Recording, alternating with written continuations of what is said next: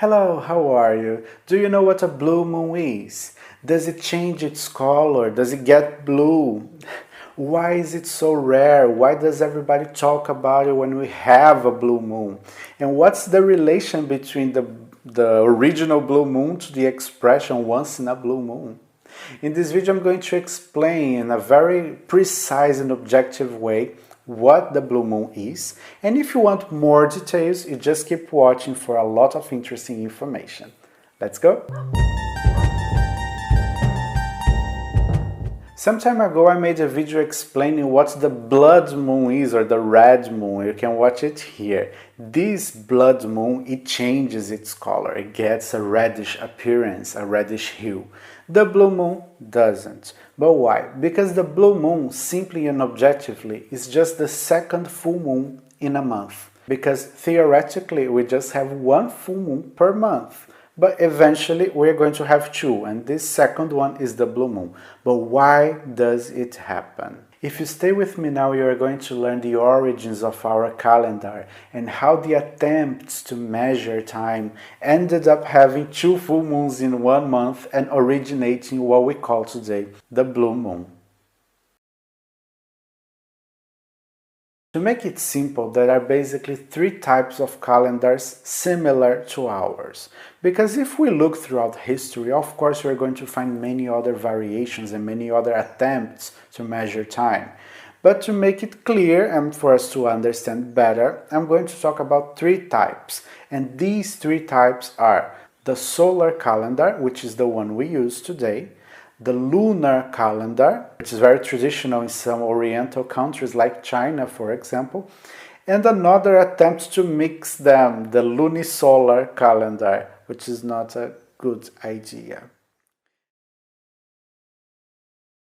So to start, let's understand our calendar. We never stop to think, why do we have 12 months and why in these 12 months we have 30 or 31 days and why in February we have 28 and sometimes 29 days. It's too complex. But even though it's too complex, it's less complex than any other attempt to measure time. Because when we separate the year in 12 months, we dedicate these 12 months to the seasons of the year. So we have 4 seasons: autumn, winter, spring, and summer. And these seasons, they have 3 months each. Although they don't start exactly on the first day of each month, but it's easy to measure like this, because the solstice and equinoxes, they happen virtually on the same day every year. Of course, it's not exactly the same day, there are variations, but the variations are just a little compared to any other measuring system. So when we have this solar calendar, we are praising the position of the Earth towards the Sun. So we have an easier control of these movements and the seasons of the year. So for agriculture and eventually for commerce, it's pretty easy. But as the name suggests, the solar calendar doesn't take the moon into consideration. So the moon is not necessarily important in this calendar, but we see the moon and we see it's changing. And before this solar calendar, we have the lunar calendar, which is much easier to control, to measure time. In the lunar calendar, a month starts in the first night of the new moon and ends in the other night of the new moon. So a full moon cycle is 1 month. Easy. However, to use this system, we don't take into consideration the solar position. So we don't take into consideration the seasons of the year. Therefore, to make a calendar for agriculture, it's difficult. But the lunar calendar is so easier that it has 13 months. So in a whole year we have 13 full moons. And when we see these 13 full moons and we look at the solar calendar, we have only 12 months. What happens to the 13th full moon? It gets out. But mathematically, When we look at the moon cycle, we have 29 point something days, and the month in the solar calendar is 30 or 31 days.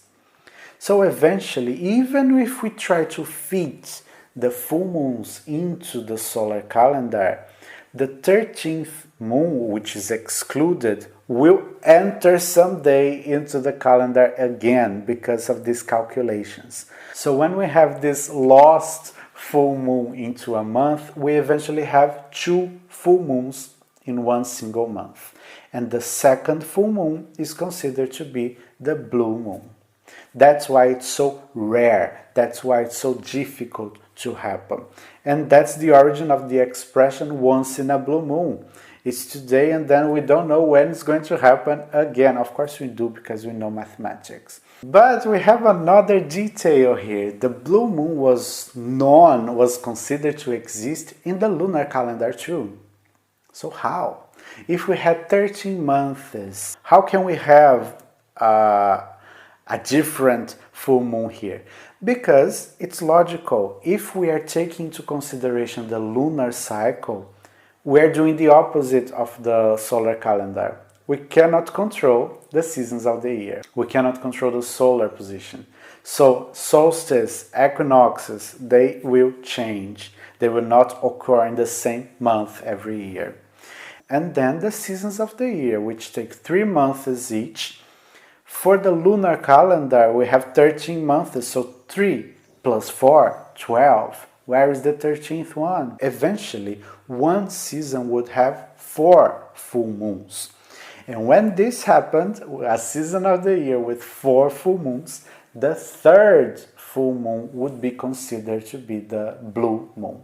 Complex, isn't it? So even though we have a very complex system today, as I told before, it's much less complex than any other attempt. And this also explains too the Chinese celebrations that we see or we are familiar with, why these celebrations in our calendar or for us, they happen in different days every year.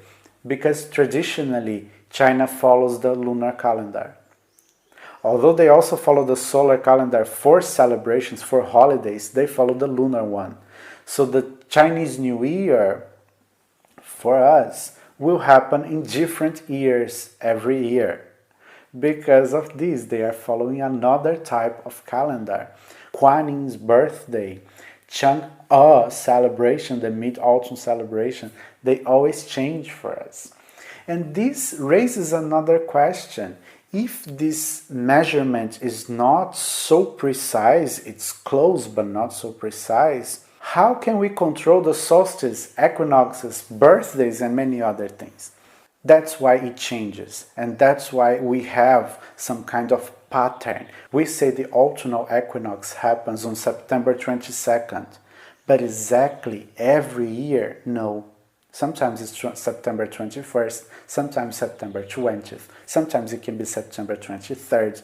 But to make it easier, as it's in a very close region there, we established a date and then we follow this. So your birthday is not your birthday. You have to make a calculation to understand exactly when to celebrate your birthday. To conclude, there was another attempt to measure time, taking into consideration the lunar phases and the solar position and the Earth position towards the Sun, the seasons of the year. This calendar is called the Luni-Solar Calendar. It has 12 months, and to make the adjustments, the necessary adjustments, it has 13 months. So a whole extra month is added to the end of the calendar to make the adjustments. Pretty complex. No thanks.